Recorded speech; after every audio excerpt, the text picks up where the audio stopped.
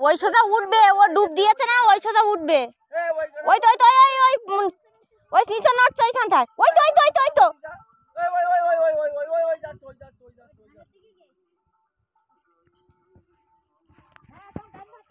হ্যাঁ হ্যাঁ ওইখানটায়। নমস্কার বন্ধুরা, শুভ সকাল। কেমন আছো সবাই? আশা করছি সবাই ভালো আছে, সুস্থ আছো। আমরাও মোটামুটি ভালোই আছি। সকালে সব রকম কাজবাজ হয়ে গেছে। ওই দেখো ঘাটে থালা বাসন মাজা সব কিছু কমপ্লিট, উঠোন বাড়ি ঝাড়ু দেবো, ঘর বাড়ি সব কিছু কমপ্লিট, বাসি কাজ। এখন এই দেখো ছাগল ছানাগুলো সব উঠোনে রয়েছে, এদেরকে নিয়ে যায়নি কারণ আজকে প্রচুর কুয়াশা পড়েছে। ওই দিকটা তাকিয়ে দেখো, এতটাই কুয়াশা পড়েছে। এখন রাস্তার দিকে যাব। আর সকালের আজকে ভাত নেই, রুটি বানাবো আজকেও। তো মা বাপি মাঠে চলে গেছে ধান বানতে আর কি। আর আমি এখন রুটি বানাবো, তো ভাবলাম সকালে ওয়েদারটা তোমাদের একটু দেখাই। তো সোনা দেখো এই যে উঠে পড়েছে, উঠে এই ছাগল বাচ্চাগুলোকে নিয়ে খেলা শুরু করে দিয়েছে। তো চলো রাস্তার দিকে যাওয়া যাক বন্ধুরা। সকাল থেকে স্টার্ট করছি ব্লগটা, কেউ স্কিপ করো না, আশা রাখছি ভালো লাগবে। পুরোটা দিন সঙ্গে থাকো, দেখতে থাকো, আশা রাখছি ভালো লাগবে।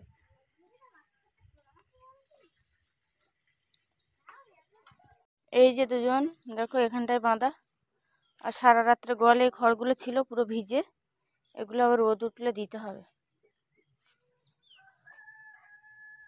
এদেরও খড় নেই, খড় দিতে হবে।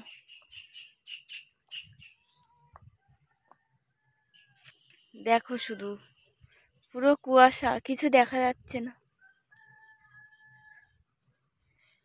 রাস্তার দিকটায় দেখো, দেখা যাচ্ছে না।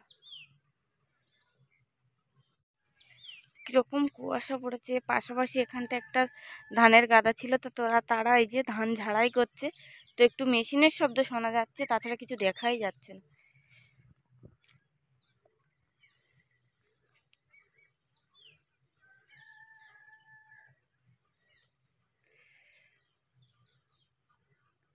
কিরকম কুয়াশা পড়েছে ভাবো।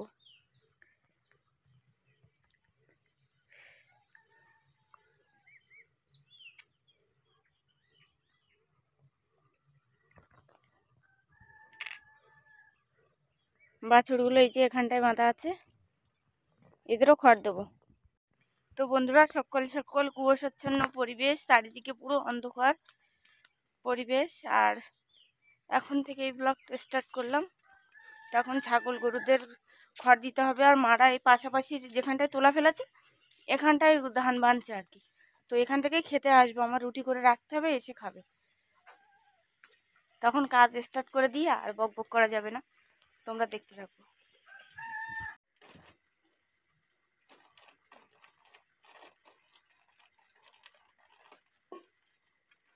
তো বন্ধুরা, এই যে আটার প্যাকেট নিয়ে চলে এসেছি। এই যে রেশনেরই আটা আমাদের। আর আটাগুলো এবার ভালো দিয়েছে, এমনি শীতকাল একটু রুটি খেতে ভালো লাগে। আর আটাগুলো এবার ভালোই দিয়েছে, মানে পোকা তো নেই একদম। আর মানে টুকলে অল্প কিছু থাকছে আর কি। তখন এই যে থালা টুকনি নিয়ে বসে পড়েছি, এখন রুটি করব, আটাটা মাখবো আর কি। মামাও আজকে তাড়াতাড়ি ঘুম থেকে উঠে গেছে। এত কুয়াশা পড়েছে বন্ধুরা, তবে কি বলতো, ঠান্ডাটা একদমই নেই, ঠান্ডা একদম কমে গেছে। ও দেখো টুপি খুলে দিয়েছে, ওর প্রচুর গরম, রাত্রে ব্ল্যাঙ্কেট লেপ যাই দাও না কেন ফেলে দেবে।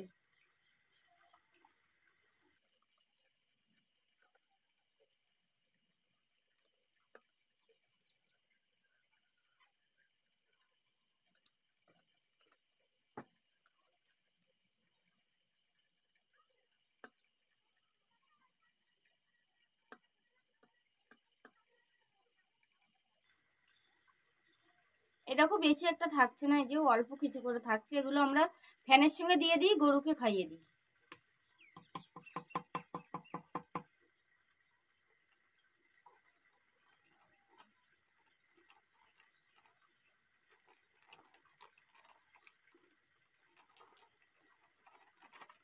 হাফ নিয়েছি, হাফে আমাদের হয়ে যাবে।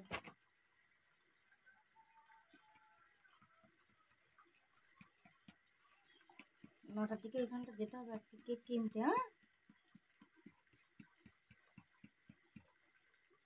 হ্যাঁ লবণ দাও।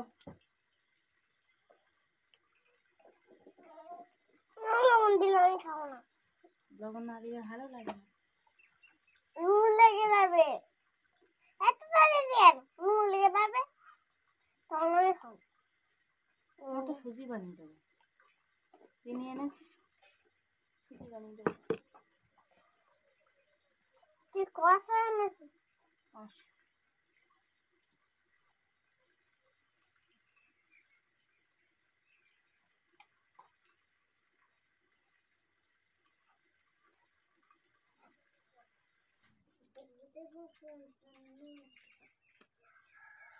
কাঁচের পিঠে 656।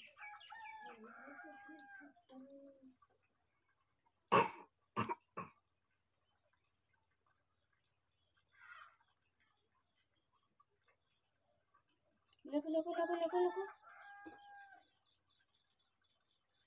দেখো দেখো তাড়াতাড়ি, কাঁচের পিঠে 656 লেখো।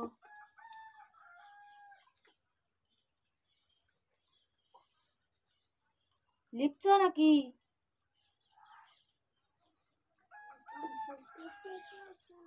তো এই যে আটা ঠাসা হয়ে গেছে, এখন লেচি কেটে নিচ্ছি আর পাশে মামামকে বসিয়ে পড়াচ্ছি। লেখো লেখো লেখো লেখো, কাঁচের পিঠে 656 লেখো। লিখেছি তো, কাঁচের পিঠে 757। আমার বলছি জানা লিখেছি তো। আমি দেখতে পাইনি, তুমি নাও।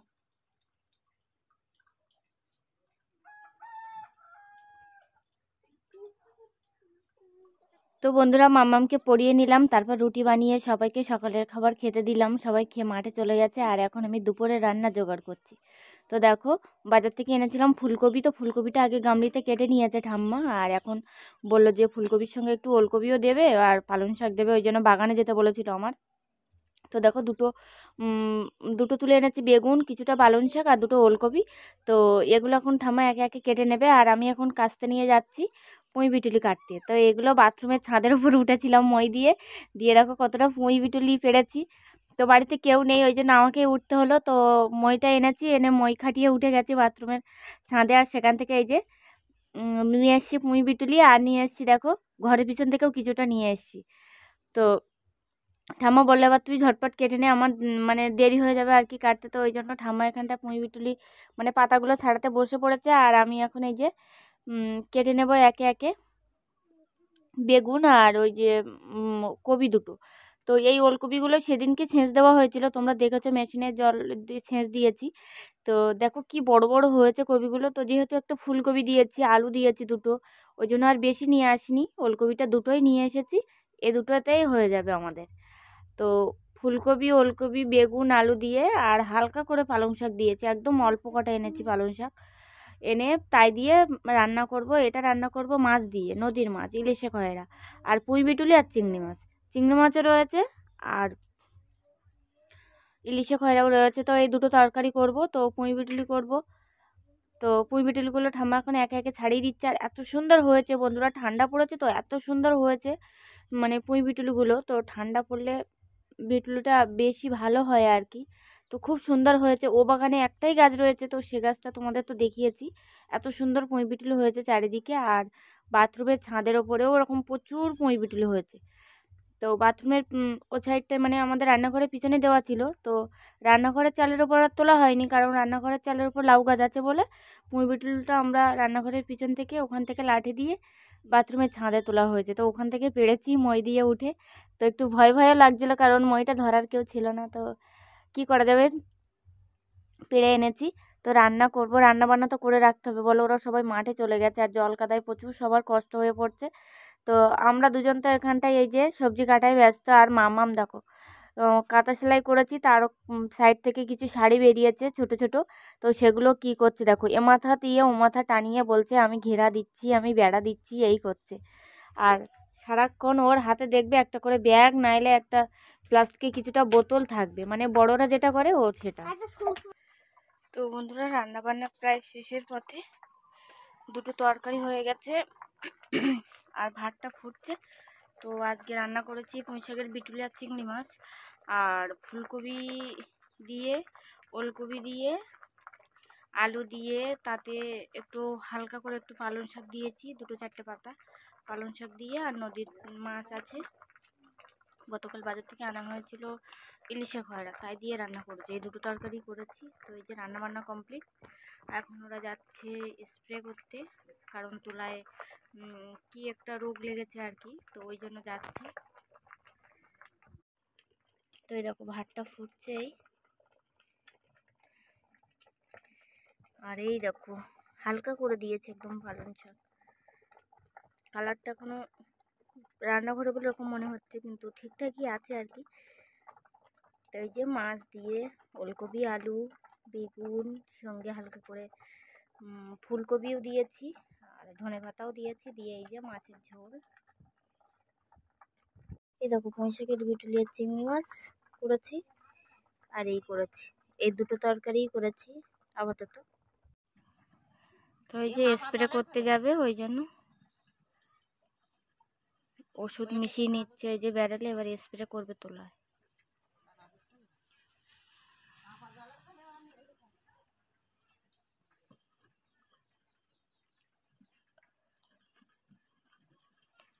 ওই ব্যাগটা ধুয়ে দিতে হবে, বলো ওই বিষ এনেছে না।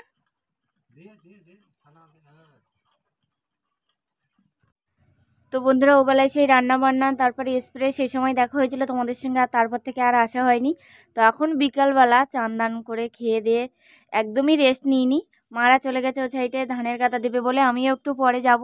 তো এখন দেখো আমাকে বলে গেছে যে এই ধানগুলো মানে একটু উড়াবে আর কি, খুব সুন্দর হাওয়া হচ্ছে।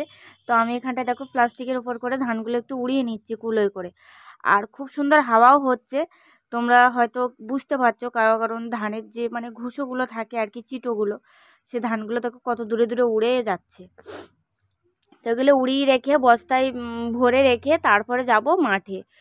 মাঠে না, মানে রাস্তার পাশে ওখানটা ধানের কাদা দেওয়া হচ্ছে, ওগুলো আবার মানে ধানগুলো ধরে দিতে হবে আর কি। তো সেখানটায় যাব। তো এই ধানগুলো এখানটায় থাকলে মুরগি ছেড়ে দেবো, মুরগিতে তো সব খেয়ে ফেলবে, ওই জন্য আমি একে একে উড়িয়ে নিচ্ছি। তো সকাল থেকে সারা দিন জীবন যুদ্ধে মোটামুটি তোমাকে টুকটাক পারা না পারা অনেক কাজই করতে হয়, তো কিছু করার থাকে না আর কি, করতে হয়, কারণ সবাই কাজ করছে, তুমি কি করে বসে থাকবে।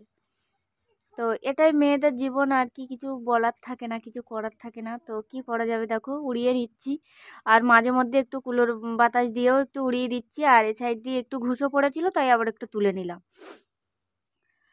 তো করতেই হবে সারাদিনের কঠোর পরিশ্রম। তো সারাদিন কাজ বাজ এটা ওটা, তার ফাঁকেও যাই করো না কেন, কি বলো তো, দিনের শেষে মেয়েদেরকে শুনতে হয় সেই তো রান্না বান্না, তাছাড়া আর কি কাজ, তাই বাড়ির ভিতরে কি কাজ।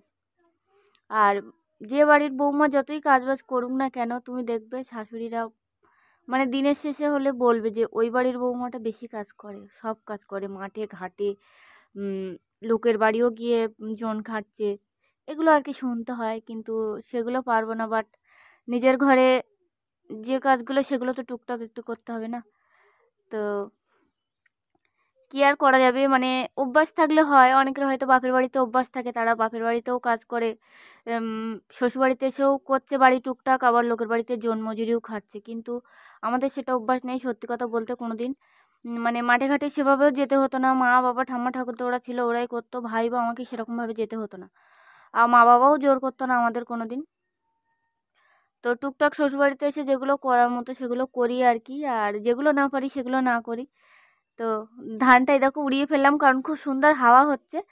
তো কি করা যাবে, ওরাও কাজ করছে, আর কি বলতো, যে কাজটা দুদিন হবে সে কাজটা 10 দিন লাগছে। মানে জল কাদায় মানুষের এত নাজেহাল অবস্থা, মানে পেরে উঠছে না। ধানের বোঝা নিয়ে যে রাস্তার পাশে আসবে, মানে হেঁটে উঠতে পারছে না, এতটাই কাদা, এতটাই পাঁক। তো কি করা যাবে, এটাই হয়ে আসছে যুগ যুগ ধরে। যে বাড়ির বৌমা দেখবে সে বাড়ির কারো কাছে মন পাবে না, অথচ তারা বলবে যে পাশের বাড়ির বৌমাটা ভালো কাজ করছে, তারা মাঠে গিয়ে যৌনও খাটছে অন্যের বাড়িতে, আবার ঘরের কাজও করছে, সব কাজ করছে। তো এটাই নিয়ম আর কি, যুগ যুগ হয়ে আসছে, আর আমাদের বেলায় আর কি হবে বলো। তো কি আর করা যাবে, টুকটাক তোমরা দেখতে থাকো পর্বটা, আমার সারাদিনের কাজ বা ডেলি লাইফস্টাইল আর কি। তো কি বলতো, সংসারে কাজ বাজ বিভিন্ন রকম, বাচ্চা কাচ্চা সব কিছু সামলে আমাদেরও একটু মনে হয় যে আমরাও বাড়ি বসে কিছু করি, আমাদেরও কিছু করার ইচ্ছে হয় আর কি। তো সেজন্য টুকটাক সারাদিনের কাজ বাজ, আমার লাইফস্টাইল আর কি, সেটুকু টুকটাক তোমাদের মাঝে একটু শেয়ার করার চেষ্টা করি। তো প্লিজ তোমরা একটু সাপোর্ট করো, এভাবে পাশে থেকো যাতে আমি এগিয়ে যেতে পারি। তো আমরা সাধারণ হাউস ওয়াইফ, বাইরে গিয়ে কোনো কাজ করতে পারবো না, তো বাড়ি যেটুকু পারি সেটুকুই চেষ্টা করছি আর কি। ওই সোজা উঠবে, ও ডুব দিয়েছে না, ওই সোজা উঠবে। ওই তো ওই তো ওই ওই ওই নিচে নড়ছে ওইখানটায়, ওই তো ওই তো ওই তো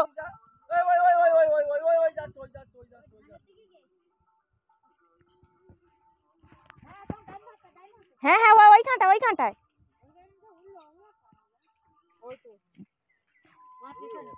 হ্যাঁ।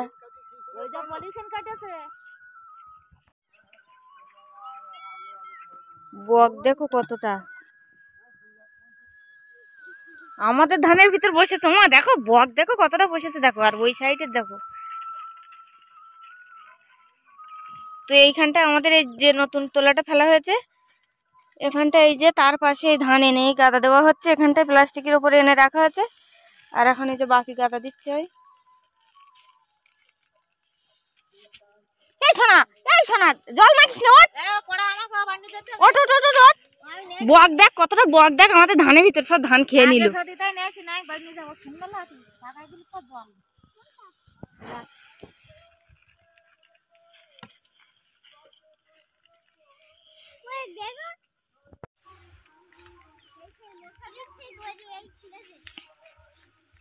তোর সোয়েটারটা সবে পরালাম না।